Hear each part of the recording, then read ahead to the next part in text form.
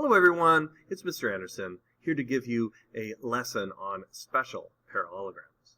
What are special parallelograms, you may ask? Well, the first one that we're going to talk about is called the rectangle.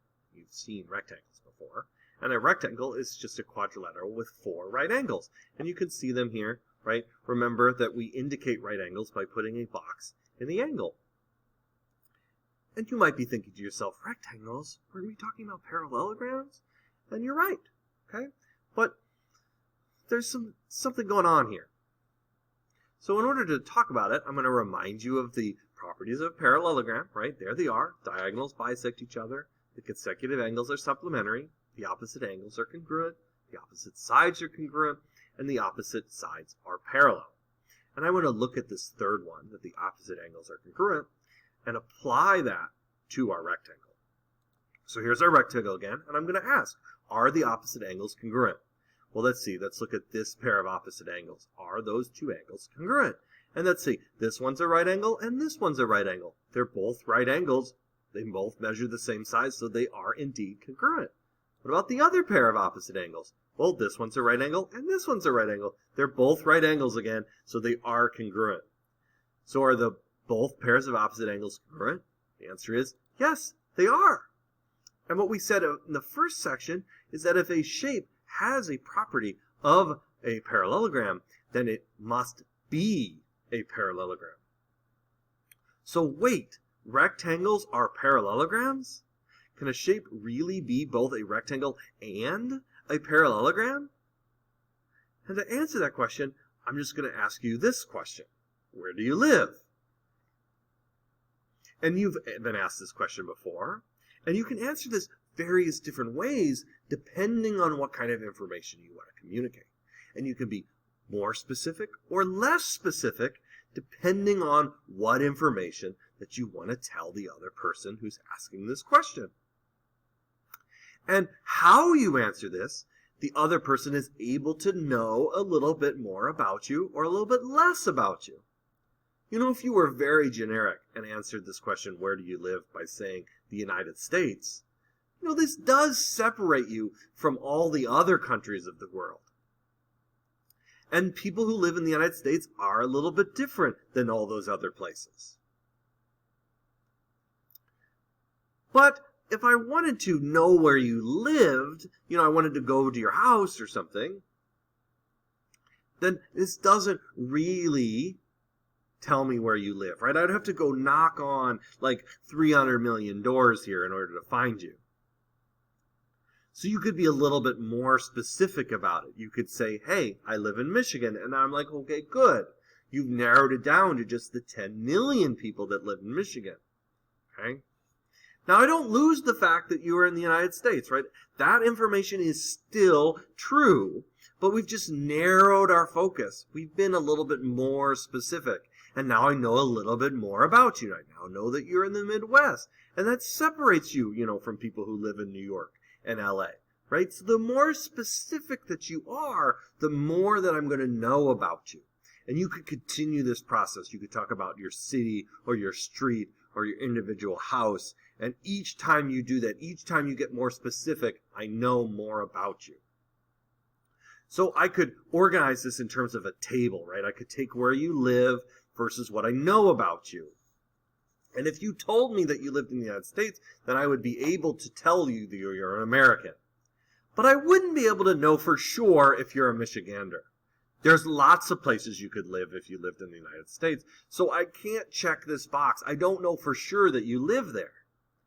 But if you told me that you lived in Michigan, then I still know that you're an American, because Michigan is just like a smaller category of the United States. But now I'm for sure able to tell you that you are a Michigander, because you told me that.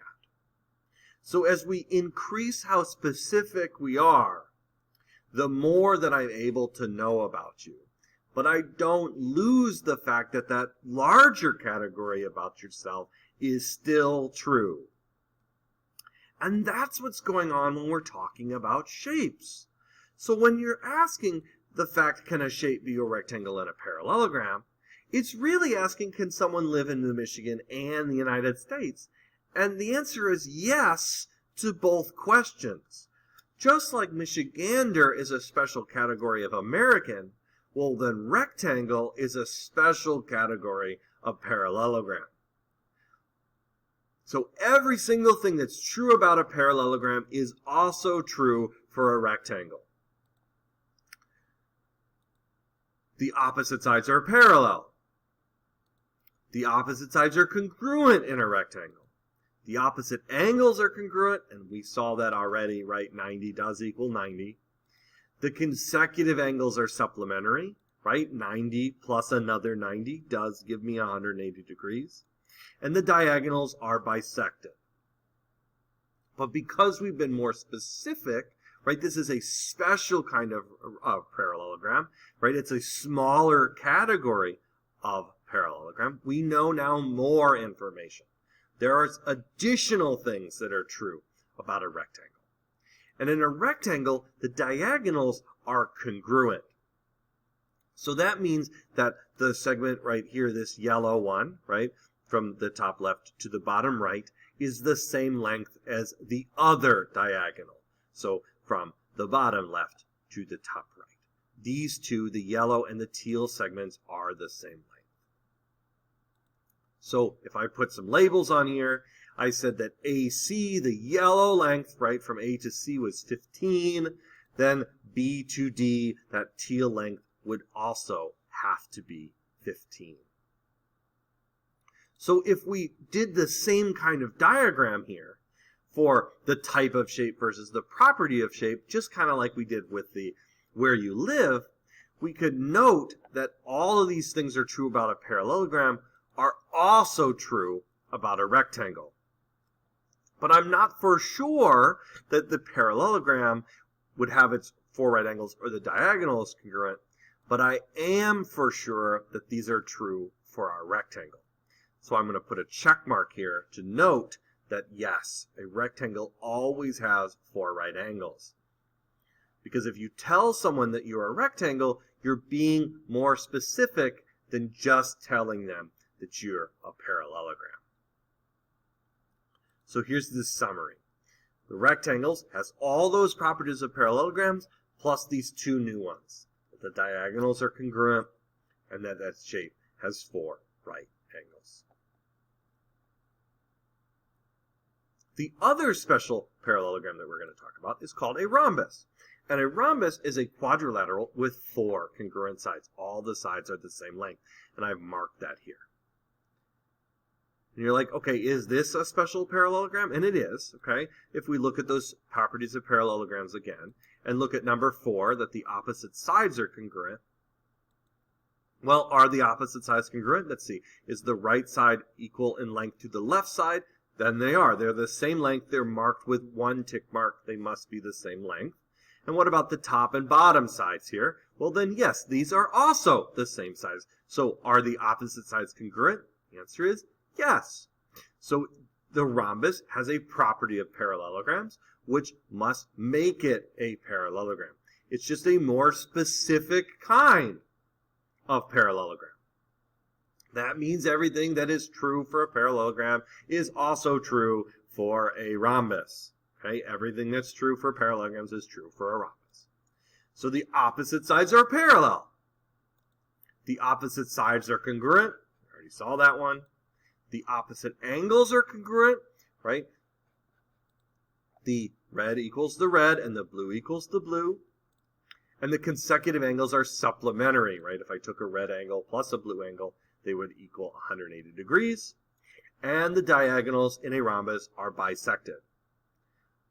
But just like before, by being more specific, I gain new properties. I don't lose the old properties, just get new ones. So here in a rhombus, the diagonals are perpendicular. And I mean by perpendicular is they intersect at a right angle. So this angle in between the two diagonals is a right angle in a rhombus. The diagonals also bisect opposite angles. What I mean by that, remember, bisect means to cut into two equal parts. So this diagonal here, this yellow diagonal, is coming up here and meeting this upper angle. And what it's doing is it is splitting that angle into two equal parts. So if I highlight that for you, right, this red angle, that is going to be equal in length to this blue angle. So just for an example, if the red measured 40 degrees, then the blue would measure 40 degrees. And this is also true for every set of angles, right? If I looked at the one over here, right, this red and this blue are also equal in size, right? So if this red angle was 50, then this blue one would be 50. And it's true for the bottom ones as well, right? If this blue was 40, this one would be 40. And this one's 50, this one's 50. Every single angle is bisected by a diagonal.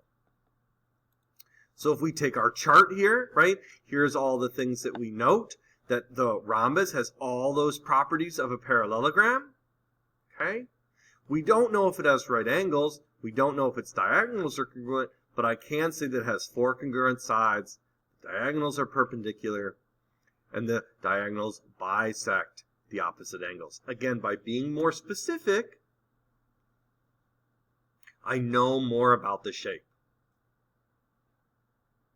So what we've done here is here's your rhombus summary, right? It's got all the properties of parallelograms. The diagonals are perpendicular.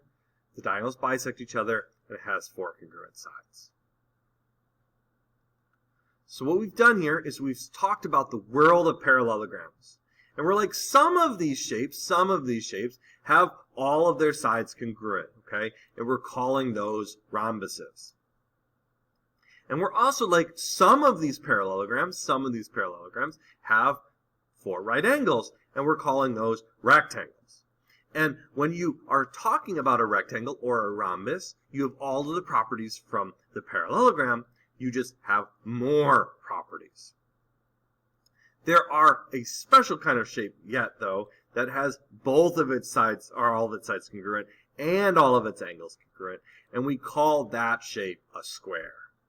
So a square is like a special rhombus, it's a special rectangle, it's a special parallelogram. So in fact, the square here has all the properties of parallelograms, all the properties of rectangles, and all the properties of a rhombus. So if I bring that chart up again here, right, the square has everything. The square has everything that we've talked about. The opposite sides are parallel, the opposite sides are congruent, opposite angles congruent, consecutive angles, supplementary, diagonals bisect. It's got 4 right angles, that means its diagonals are congruent. It's got 4 congruent sides, which means its diagonals are perpendicular, and the diagonals bisect its opposite angles. So we're going to ask you questions about, like, what is the name of this shape? And I'm going to look at that chart here to see, what do I know about this shape? Well, I can see by these arrows that the opposite sides are parallel, and I can tell by these boxes that it has 4 right angles. Now, all of these shapes have opposite sides parallel because there are all parallelograms. 2 of these shapes have right angles, right? The square and the rectangle. So not only is this shape a parallelogram, but it also happens to be a rectangle. So usually we don't ask this question, what is the name of this shape? We'll ask the question, what is the most specific name for this shape? And this is a parallelogram with 4 right angles. And when you have a parallelogram with 4 right angles, right, that's called a rectangle. Parallelogram with 4 right angles is called a rectangle.